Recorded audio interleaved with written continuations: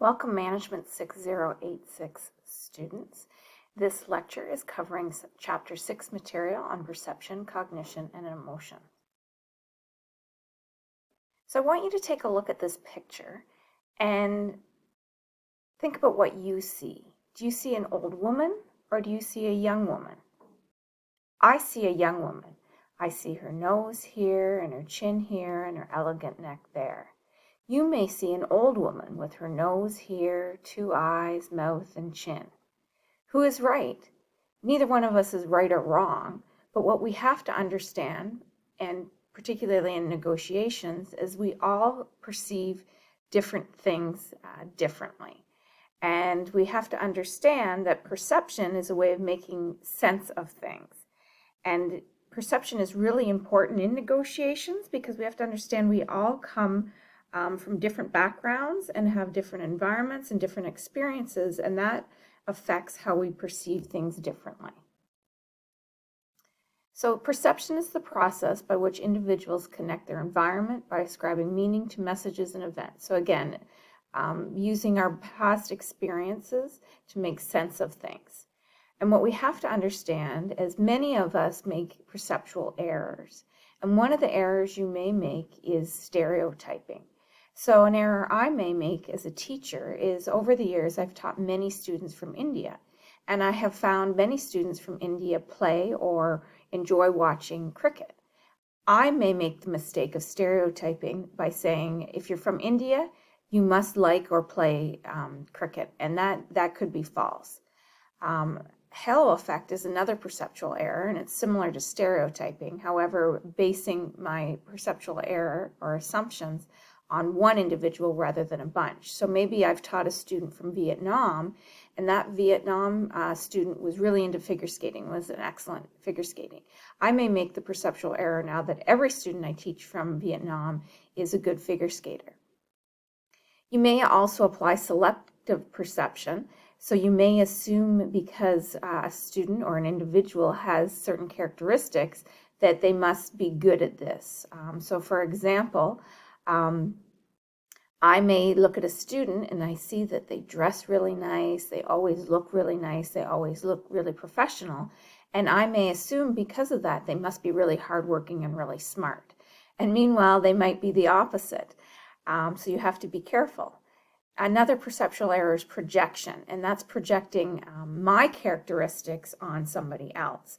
So I grew up in a small town in a rural area, and everybody there was really hardworking because they came from farms, that sort of thing. So I may assume if you come from a small town that you may also be hardworking and coming from a farming community. I'm projecting my characteristics and my experiences on you. So you need to be really careful in negotiations that you're not making these errors and assuming things that are false. So here's a good example of perceptual errors. There's been a study done that found that people are more effective in getting what they want if they're more attractive, and less effective if they're less physically attractive. So in the investigation, the study, it was essays, and men were to evaluate essays with a photo attached on the essay. And it was either an attractive woman or an unattractive woman. And even though the essays were identical in all instances, men's judgments of the essay were strongly affected on how attractive the woman was. So the more attractive the person in the photo, the better grade given. So one of the conclusions they had from the study is people think that attractive individuals are more talented, kind, and honest and intelligent. So really think about this, right? When you're negotiating with somebody, don't assume because they're dressed in their business suit and are all polished and everything that they know what they're talking about. However, on your side, make sure you are dressed professionally and are groomed well so that people think you are, intelligent, smart, and prepared. So one of the things that can affect perception is framing. So in negotiations, you have the ability to influence the way people perceive situations. So think about in your personal life, you and a friend may go to a party, And you may walk into this, loud, boisterous party and may be excited and see a good time. However, your friend may be more introverted and she may get anxious because of everything that's going on. So the two of you are walking into the same room, but because you have different backgrounds and personalities, you see things differently. So it's important to recognize that in negotiations, that every time you negotiate, you have to understand the person you're negotiating with, and you need to frame things in a way that is positive in their eyes. So here's an example I want to talk to you about. So I want you to think about which answer you would choose, A or B. So the country is preparing for the outbreak of an unusual new disease that is expected to kill 600 people. Which program would you favor? Program A, where 200 lives are saved, or Program B, where 1/3 probability all saved and 2/3 probability none saved? I want you to think about what your answer is, so choose A or B. And now let's look at the second example. The country is preparing for the outbreak of an unusual new disease that is expected to kill 600 people. Which program would you favor? Program A, where 400 will die, or Program B, where 1/3 probability all saved and 2/3 probability none saved? Which would you choose, A or B? Now that you've decided answers to the first example and second example, I want you to realize your options were the same. So in example 1, you may have chose A, and in example 2, you might have chose Program B. But it's the way we framed them. So as you can see here, there were 600 people, so 200 lives saved. So that means 400 lives were lost. So the options are the same, we've just framed them differently. So it's really important when you're preparing for your negotiations to understand how you're framing things may decide how somebody will choose something.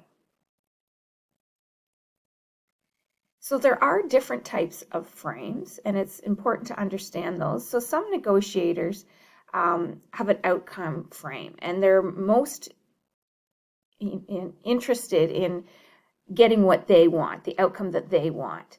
And so we call this an outcome frame, and it usually results in win-lose or distributing negotiation. So maybe I want to negotiate a labor contract where I get more money. I'm only worried about my outcome.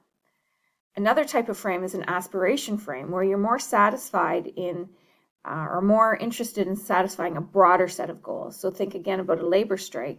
In that situation, maybe you're more interested in the plant staying open and everybody remaining employed. So this is more aspiration and a broader set of goals, and this results in more integrative or win-win negotiations. There's also process frames, and this is how a process is how you'll go about in solving your dispute or negotiating. And you may be more concerned about how the negotiation is going to take place rather than the outcomes of the negotiation. So maybe you're more concerned in following your agenda and negotiating at your place, that sort of thing, rather than the results of the issues. There's also identity frames, and some people negotiate and frame things to make them look good or more in favor of their gender, religion, or ethnicity. So you need to be aware of these types of frames and the person you're negotiating with, what they may be framing things towards. And some things to keep in mind with framing is we have to understand that framing helps define key issues. And we have to understand both sides will probably be framing things in their favor. And frames are controllable, so you can change the way you frame things. And you have to understand throughout a negotiation, as you get to know the other party better and the conversations go on, you may transform frames as you get to know them differently. And you have to understand the way you frame things. Certain types of frames are more likely than others to lead to certain types of processes and outcomes. So if you're more outcome frame, then it's going to be more win-lose negotiation. Whereas if it's more about aspirations and everybody getting what they want, will lead into a more win-win integrative negotiation. So another thing you have to keep in mind when it comes to frames is understanding your risk propensity and the person or the team you're negotiating against. What is their risk propensity? And understanding how risk adverse they may be helps you to decide how to frame things. So take a look at this scenario. You are offered a choice between the following two options. Which option would you choose? Receiving a certified check for $5,000 or playing the lottery type game in which there is a 50% chance of winning a $10,000 cashier check and a 50% chance of winning nothing? Which option would you choose? Now let's look at this example. Imagine you facing the following unenviable choice: paying $5,000 for an unexpected expense, or B, playing a game in which there's a 50% chance of paying nothing and a 50% chance of paying $10,000. So in scenario one, you may be more likely to, be a little bit riskier because it's about winning. Whereas in scenario two, you may be less likely to take on risk because it's about losing. So understanding that people have different risk, are riskier in different situations helps you decide how to frame things. So I want you to take a look at this example. You have been working as a buyer for 3 years at Labatt, and you have just been notified that you have been the successful candidate for a purchasing manager position. Tomorrow you will be going to their office to negotiate an attractive package. Identify 3 different attractive packages that you could present as opening offers in the negotiation. All packages should be of equivalent value or attractiveness to you. So I want you to pause this, and I want you to come up with 3 different packages that you would be willing to accept. Once you've created your packages, I want to show some examples of packages I came up with. There are 3 different packages, but they're all of equal value to me, and I'm hoping one of them will be attractive to the company looking to hire me. So in the first example, it's a $120,000 salary, pay for performance, 4 weeks vacation, and 80% coverage of dental, medical, and vision.